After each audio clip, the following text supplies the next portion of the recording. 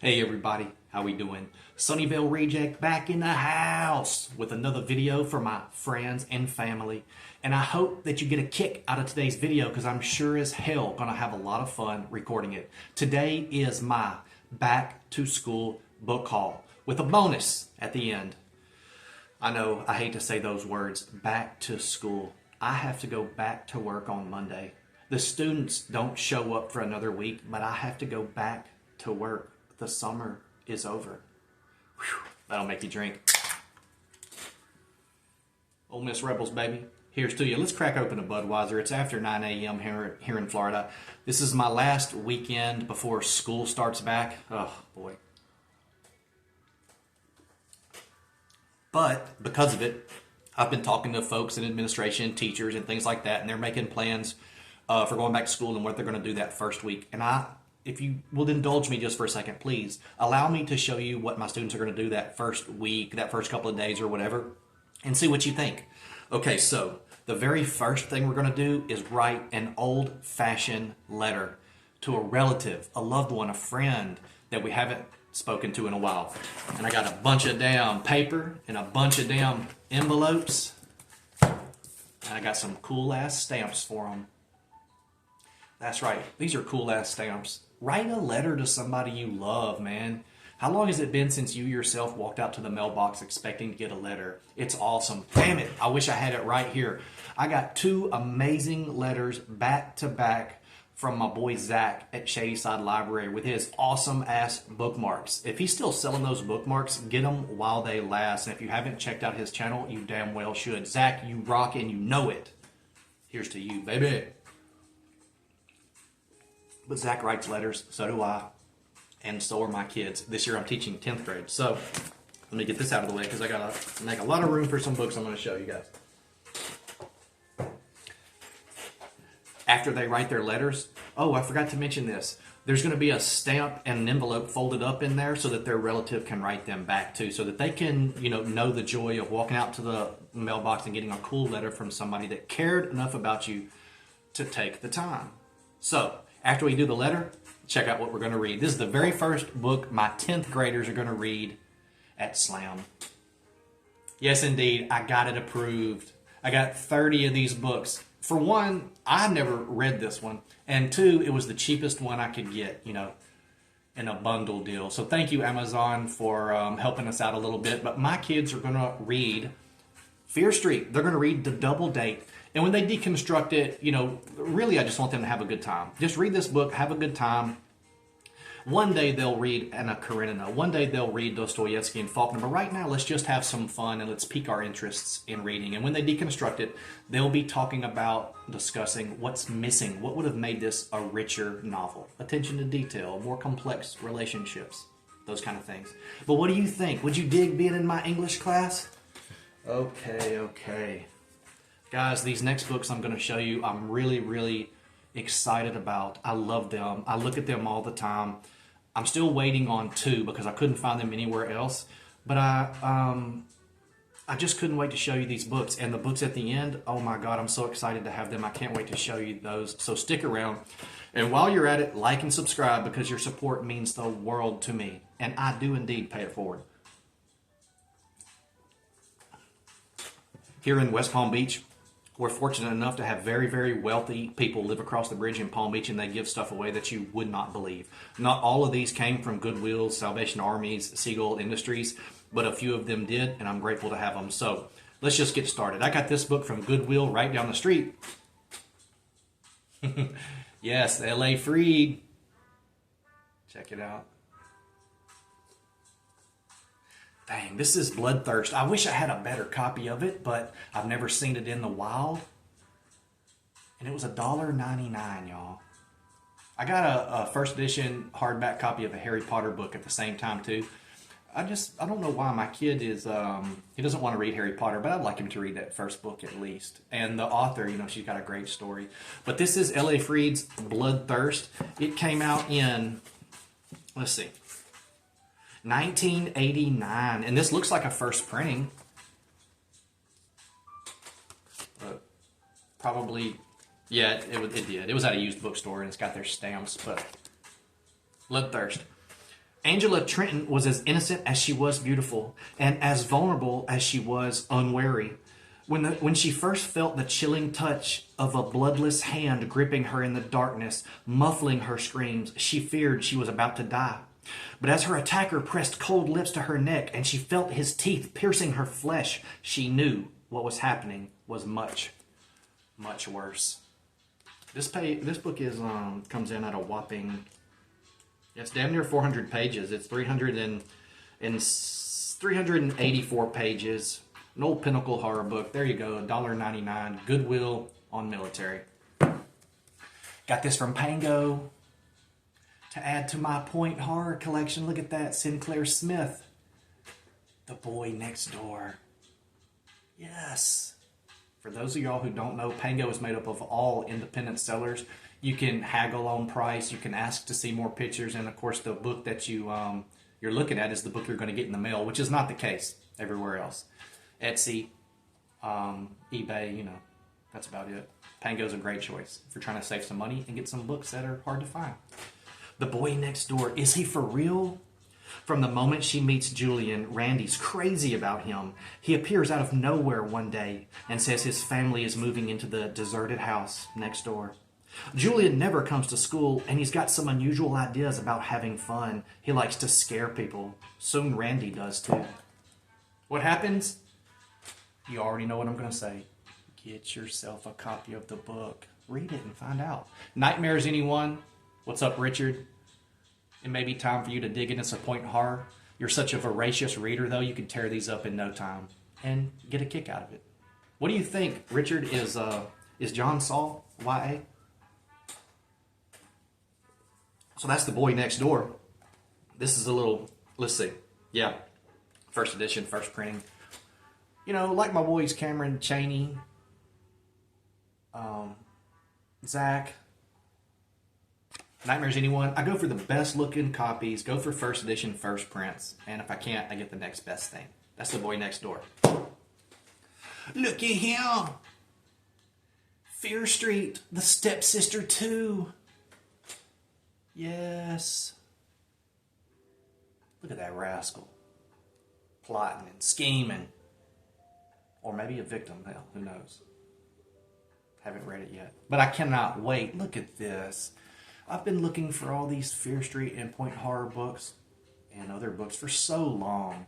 They're just so much fun. I love them. And in between, I read the Faulkners and the Hemingways and the Dostoevskys and the Chekhovs. But these books are just fun and remind me about the escape aspect of reading. I used to deny it, but now I don't. Yes, I do read to escape, to have fun, to slow my mind down because the wheels are always turning. But I feel like I'm coming back, baby. My dog passed away. My dad passed away. My mother was in the hospital for the last 4 days. I got to go back to work, for God's sakes. And in the meantime, I'm writing my new novel. I'm trying to market and promote, my 2 previous books, which are both finalists for major awards. So I'm busy, busy, busy. These things take the edge off. The doctor says Nancy's cured. She's over the murderous rage that made her try to kill her sister Emily last year. Now she's home for good. Or evil. Emily wants to forgive and forget, but the nightmare has started all over again. Someone wants to hurt her. Is it Nancy? Or is there someone else who wants Emily dead? You've probably already read it, but if you haven't, read the damn book and find out what happens next. Got another Fear Street book for you. Cameron Chaney said this was really good. The New Boy. That's embossed. The New Boy. You already know. Thrift. Come on, man. At least I found out they're easy to get off. I've always been kind of worried about pulling these off right here because I didn't want to rip the paint off, the color off of the spine there, but they actually come off pretty easily. So you're forgiven, Thrift. Thrift's got some good books, y'all, and they're decently priced. Think about it. Excuse me. You don't want to go online and shop, right, because of the prices, but you'll drive around in your car and waste all your gas money going to different places. Buy the damn book where it's available and save the gas for when you know a book is there. You know what I'm saying? Anyway, The New Boy. He stole their hearts. Does he want their lives too? What a hunk. When handsome, mysterious Ross Gabriel comes to Shadyside High, all the girls want to date him, even the ones who already have boyfriends. Janie, Eve, and Faith go so far as to make a bet which one of them will he go out with first. Trouble's boiling. But then the murders begin, and it starts to look like dating Ross means flirting with a gruesome and untimely death. Will Janie's dream date with Ross turn out to be the night of her life? Or the night of her death? You tell me. It's the new boy.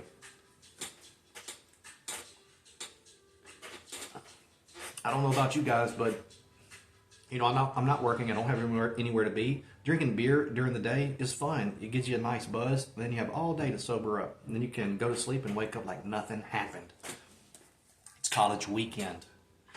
How many of you crazy readers out there have read College Weekend? What did you think? Did you love it? Did you hate it? I've read mixed reviews. All the Fear Street books are all right. All the Point Horror books are all right. Terror Academy, they're all right. It just depends on what kind of mood you're in because you know what to expect going into it. Nightmare Weekend. Nancy can ruin... Scratch that. Reverse it. Nothing can ruin Tina Rivers' big weekend at Patterson College with her boyfriend, Josh Martin. She's so excited she doesn't even mind that her cousin Holly will be tagging along. But when Tina and Holly arrive, Josh is gone. His roommate, Christopher Roberts, says Josh is stuck in the mountains, delayed by car trouble. That's weird. Josh never mentioned he was going anywhere. It gets even weirder when Holly suddenly disappears. But Christopher isn't worried about Holly or Josh. Christopher seems to have the answer to everything. That rascal. What did he do? What has he done? What is he going to do? What is he capable of? It's all in here. Let's see.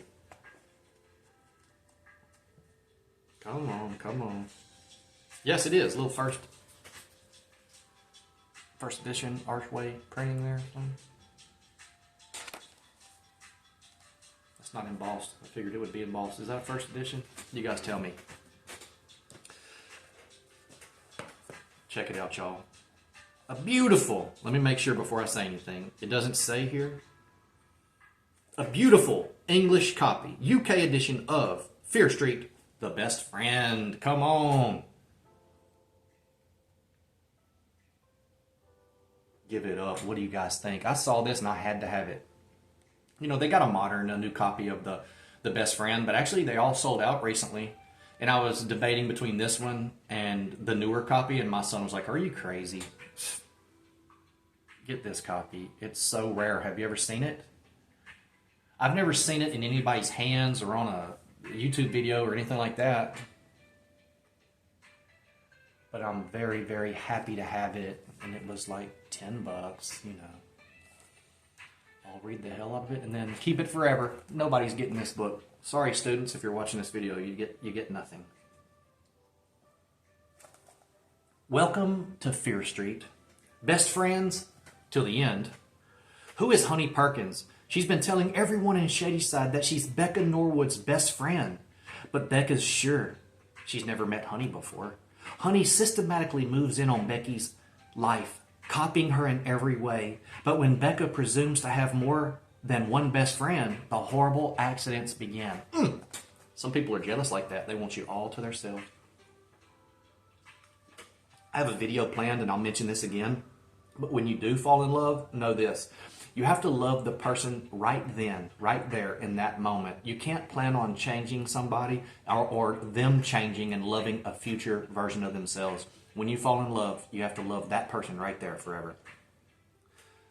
But when Becca presumes to have more than one best friend, the horrible accidents begin. Does Honey just want a friend? Becca wonders. Or does she want more?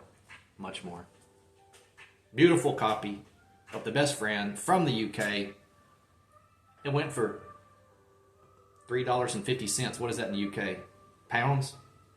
Are they on the British? Or what the hell? I don't know. Much respect to the UK. All right, guys. Last Fear Street book is one that just about everybody I know has been looking for. I was lucky enough to find this. I I'm just going to show it to you. It's lights out. It's lights out. I do not know if this is a first edition yet. I haven't checked it. I purposely waited. Got one big ass sticker all the way across the damn back of it. Stop doing that, vendors, sellers. Stop putting them stupid ass stickers on these beautiful books that you know nothing about. You don't know how special they are. You don't know that they're rare, hard to find, or you wouldn't do that. People who know, write it in pencil on that one of the end papers here. They'll write it on the end paper in pencil, you know, and you can erase it or whatever. But the people who know, they don't ruin a damn good book with a stupid ass sticker. All right, this is Lights Out. Welcome to Fear Street. Yes. Don't listen to the stories they tell you about Fear Street. Wouldn't you rather explore it yourself and see if its dark terror and unexplained mysteries are true? You are not afraid, are you? Have you guys been watching the movies? Come on, did you watch the 3 that came out a while back and then The Prom Queen? I loved The Prom Queen, but I'm getting a lot of hate from people that couldn't stand it, but I loved it. I wonder what's next. Somebody told me The Sleepwalker's next. All right, listen here. All right. All right, hang on.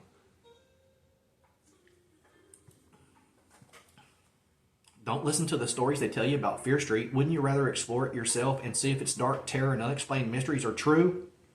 Who killed the counselor? I could kill you, screams Jerry Marcus. Could she? Would she? Something is very wrong at Camp Nightwing. And junior counselor Holly Flynn is determined to solve the mystery before it destroys the camp. Holly Flynn. I wonder if that's the Holly from What Holly Heard. The trouble begins with frightening acts of vandalism. After each, a red feather is left behind, a signature of the culprit. Suddenly, one of the counselors is dead. An accident, say the police, but Holly knows better, and she knows she's next. Holly can't trust anyone now, not even her best friend, as she stalks the camp killer and hopes that it soon won't be lights out for her. It's lights out, baby.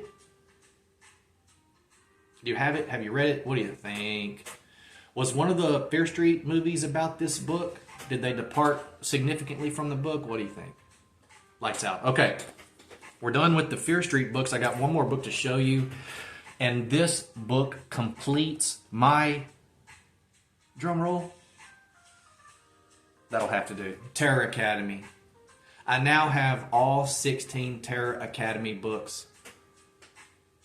Remember I told you I was waiting on 2? The Substitute and I think Night School are the 2 books that are coming in.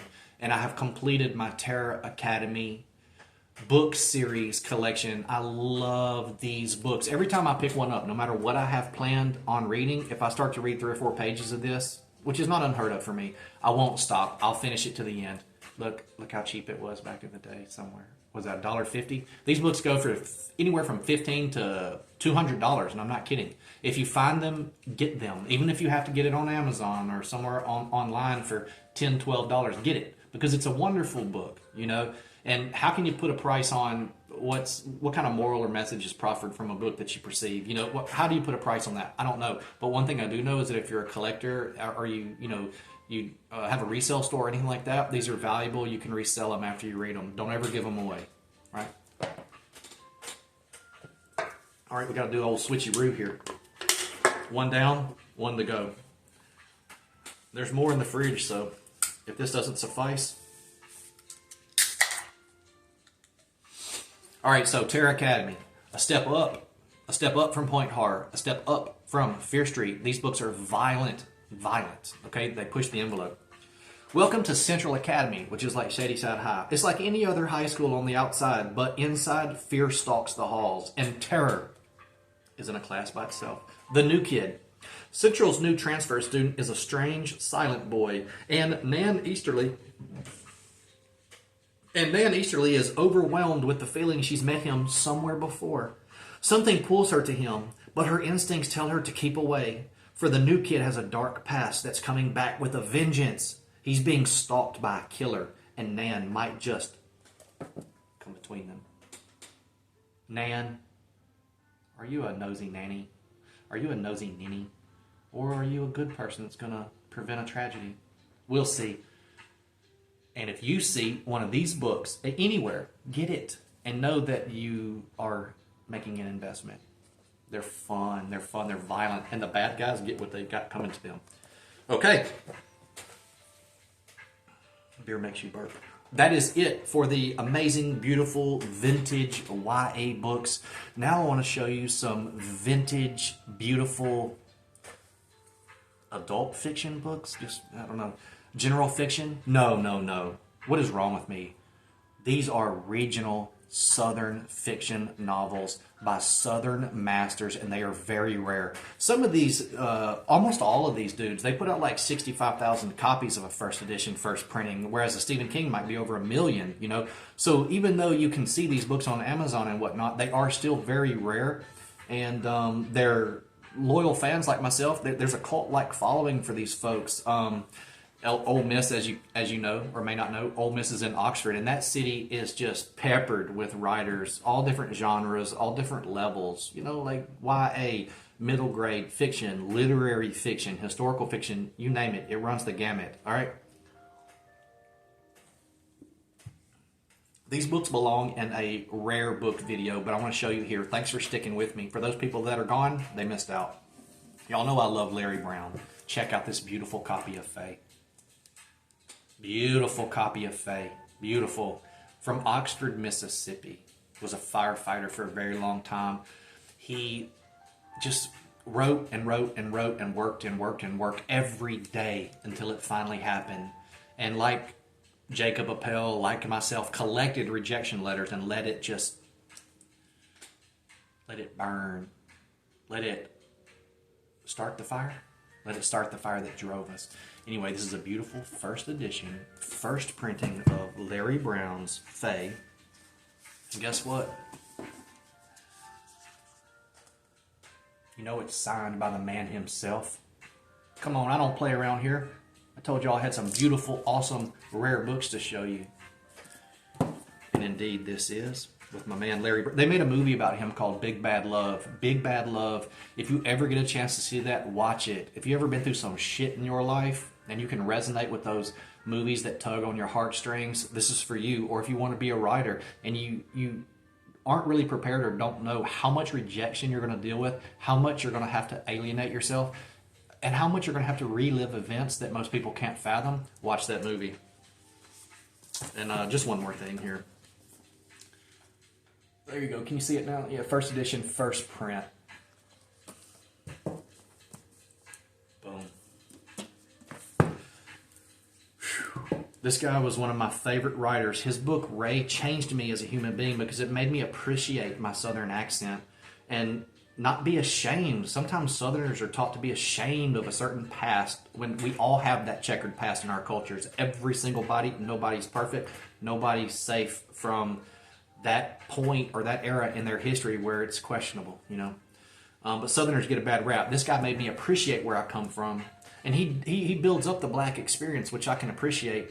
I tell people all the time, you know, I cut my teeth on old school gangster rap and hip hop and R&B and a lot of famous, well-known black writers. I'm a product of that. I'm from Mississippi. It's probably over 70% black in the city I'm from, and I got mad respect for those folks, their creative endeavors, and the way it resonates and kind of rubbed off on us white boys. It's Yonder Stands Your Orphan. It's Yonder Stands Your Orphan. It's very rare, and he had enough fans throughout his life to fill up the Alabama football stadium. That's about it. What is that? How many fans is that? You do the math. Look it up.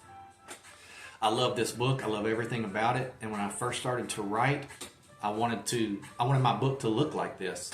And it does. Blame Forest does kind of look like this. But it's got that protective mylar sleeve that's a little bit reflective. This takes place in Eagle Lake, Mississippi, which is a lake community just north, if I'm not mistaken, on 61, the Blues Highway, just north of Vicksburg, Mississippi. All right? Let me find whatchamacallit there. Yonder Stands Your Orphan opens with the establishment of a camp for indigent orphans and the discovery of an abandoned car with 2 skeletons in the trunk. These events unleash a season of madness, violence, and sin upon the Mississippi community surrounding Eagle Lake. We're not done, though. We're not done. My man signed it. He's dead now. Reed Ray and Geronimo Rex. His books were very, very abstract. Some people... I just did a Harry Crews video. If you get a chance, watch the Harry Crews video. And while you're at it, watch the Chuck Palahniuk video too. A lot of critical reviewers will say that Harry Crews is the one that bridged Old South and New Southern literature. I'm on the fence. I think maybe Barry Hannah did it. And this is a first edition, first print, signed copy of his last book before he passed away. And when he passed away, we lost an American treasure. It's Barry Hannah.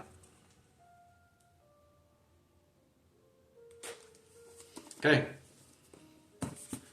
Here we go. Last book. Thank you so much for sticking with me. I feel like I'm back. I'm having fun with my people. And I hope you're having a good time too.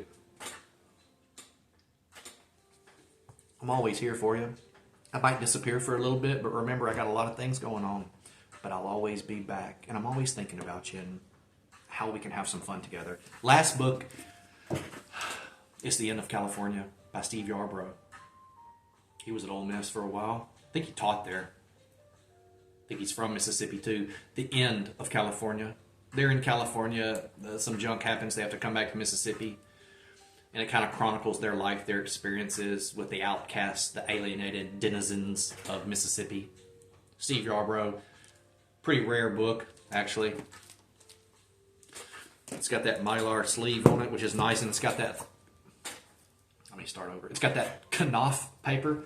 Knopf. Sounds like some sort of animal sneezing when you say it, but it's got that nice, rich Knopf paper that makes turning pages and gripping pages easier.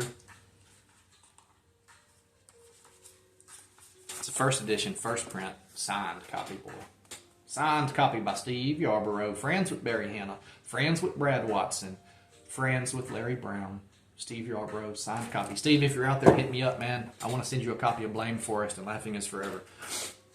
All right.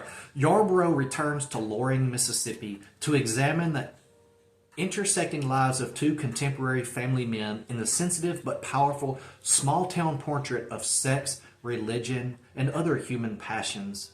He gives each character in his slow-burning drama the complex emotional scars of broken marriage and, more important, the space and voice with which to explore them.